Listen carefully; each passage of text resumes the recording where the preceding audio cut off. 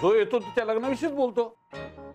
अहो जावई बापू, लग्न हा आयुष्यातला मोठा टप्पा आणि मुलीच्या तर जास्तच. काय थांबू तू? हा मी काय म्हणतोय, आता समजा त्यावेळेस सरूक एक फॉरेनचा मुलगा आला होता ना सांगून, ताजा झाला असता तेव्हा मी आणि सरू फॉरेनला असताय की नाही? तिथे जाऊन डबे करत बसला असतात. जाऊन करा ना, कोण अडवते तुम्हाला? न झालं कोण जावई बघितलाच पाहिजे. फॉरेनचा जावई चाललंय सकाळपासून. काय ग आजी तू? हा झालं तुझं समाधान झालं? हा मधमाशाच्या पोळ्यावर मारलास दगड, आता अर्धा पाऊण तास बोलत राहतील ते बघ. अहो मज्जा. काय मजा? बरेच दिवसात फॉरेनच्या जावयाचा विषय काढला नव्हता ना, म्हणून ते टाळी. नाही मी टाळी पिळी देणार नाही, मी आवडते. आता मला जायचंय.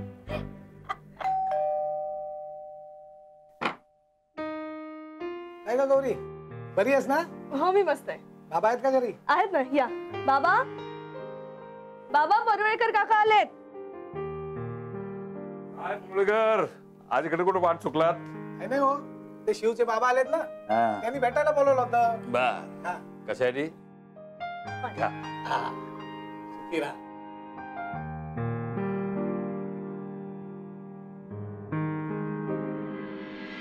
सावंत साहेब, तुमच्या नजरेत एखादा चांगला भाडेकरू असेल तर सांगा.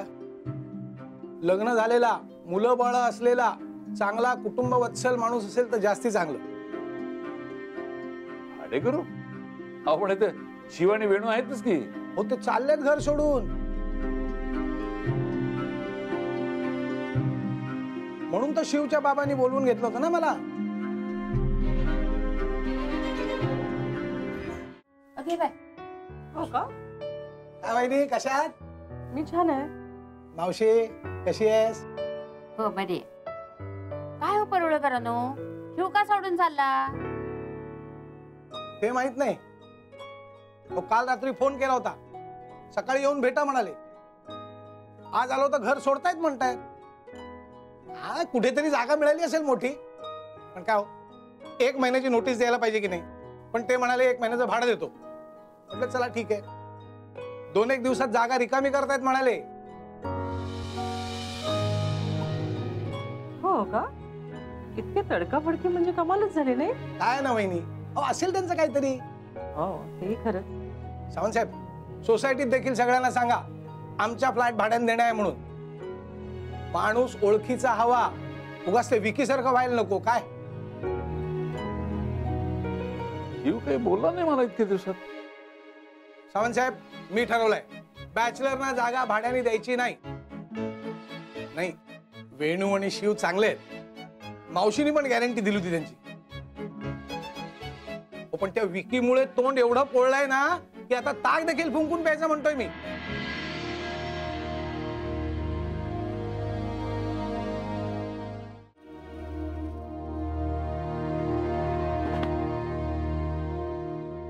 काय चाललंय? आत्ता कळलं मला, तेही परुळेकर काका येऊन बोलले म्हणून. तू घर सोडून चाललाय, शिफ्ट होतोयस? मला एका शब्दानेही बोलला नाहीस. एवढी मोठी गोष्ट ठरवलीस आणि मला सांगावंसही वाटलं नाही. काकांनी सांगितलं तेव्हा किती धक्का बसला मला माहितीये तुला. 2-4 दिवसात चाललेस तू आणि मला एकदाही सांगितलं नाहीयेस. परुळेकर काका आज बाबांशी बोलायला आले नसते तर तू सामान पॅक करून निघून गेला असतास इथून, तेव्हा कळलं असतं मला. असं कसं वागू शकतो शिव तू माझ्याशी? याबद्दल माझ्याशी बोलणं गरजेचंही वाटलं नाही तुला? गौरी जी, हमारी बात सुनिए ना. बाबूजी ने अचानक से डिसीजन ले लिया, इसीलिए. बाबूजींनी ठरवलं आणि तू ऐकलंस, तू मान्य केलं. माझा विचारही आला नाही तुझ्या मनात. काय करायचं मी? याचा अर्थ काय समजायचा? कधी कधी असं वाटतं ना, निशाबाईंनी बरोबर बोल. शेवटी तू तुझ्या अम्मा बाबूजींचंच ऐकणार. उनकी बात सुनोगे तुम? उनकी बात सुनेंगे मतलब? मतलब वर मलाच विचार ना. आता घर बदलायला तयार झालायस, माझ्या घरापासून लांब चालले. उद्या त्यांनी सांगितलं तर माझ्या आयुष्यातून निघून जाशील. तेव्हा काय करायचंय मी? माझं काय होईल शिव? बोल ना. मी काय करू? मला काही कळत नाहीये. तू गप्पा नको ना बसू. बोल, मी काय करणार आहे? बस गौरी जी.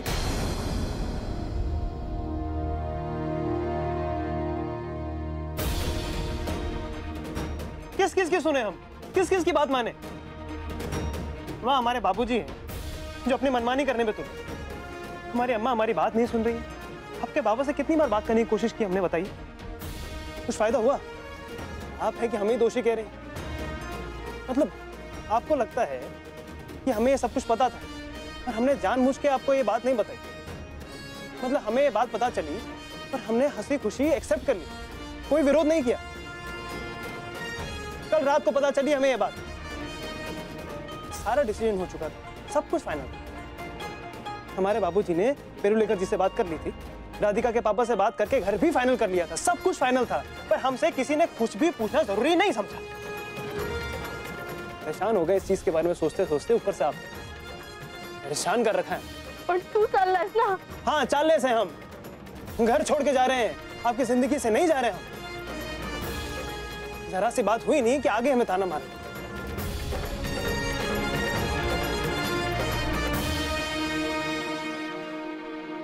झालंय तुमचं? द्या. आई द्या, मी ठेवते. मी जरा आवरून घेतो, हा. कारण मला झाला उशीर. समजा गौरी आली तिला ब्रेकफास्ट केल्याशिवाय पाठवू नको, नाही तो उशीर झाला म्हणून तशीच उपाशी नाही पडायची. नाही, खाल्ल्याशिवाय कशी पाठवेन मी?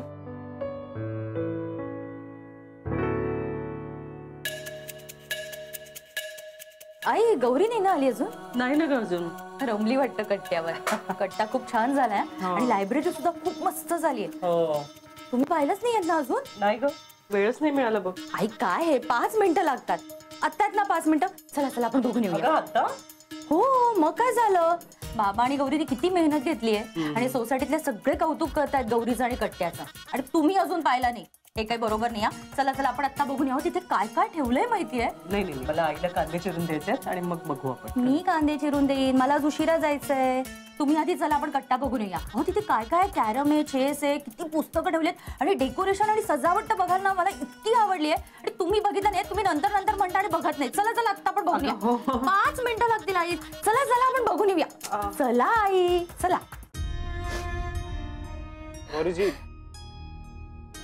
गौरी जी सुनिए ना.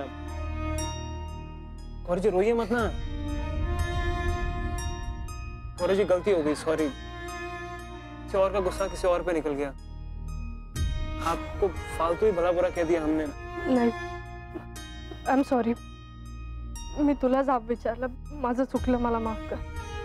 पण शिव आता काय करायचं? माझं काय होणार? हम है ना, कुछ ना कुछ सोच लेंगे, आप चिंता मत कीजिए. चिंता करू नकोस म्हणजे तुझ्याशिवाय राहू शकेन का मी? मला सोडून चाललायस? गौरी जी आप हमारे बाबूजी को नहीं जानते. अभी हमसे सख्ती से पेश जरूर आ रहे हैं वो, पर कोई जबरदस्ती नहीं कर सकता हमसे. हमें पता है अभी वो हमारी बात मानने को तैयार नहीं है, पर कभी ना कभी ये बात उनके दिमाग में जरूर आएगी. बचपन से उनके लाडले हैं हम, हमें दुखी नहीं देख सकते. सब ठीक हो जाएगा. पण बाबूजींनी ऐकलं नाही तर? शिव, मी तुझ्याशिवाय नाही राहू शकत. तू लांब जाणाऱ्या कल्पनेनेच हातपाय गळालेत माझे. मी तुला सांगू शकत नाही मला किती त्रास होतोय. तू शिव, तुझ्याशिवाय मी. गौरी जी हम समझते हैं, तुझ्याशिवाय मी सुद्धा नाही राहू शकत.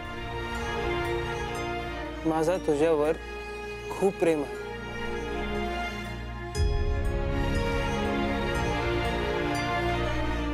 माझंही अरे मुद्दाम नाही केलं ग.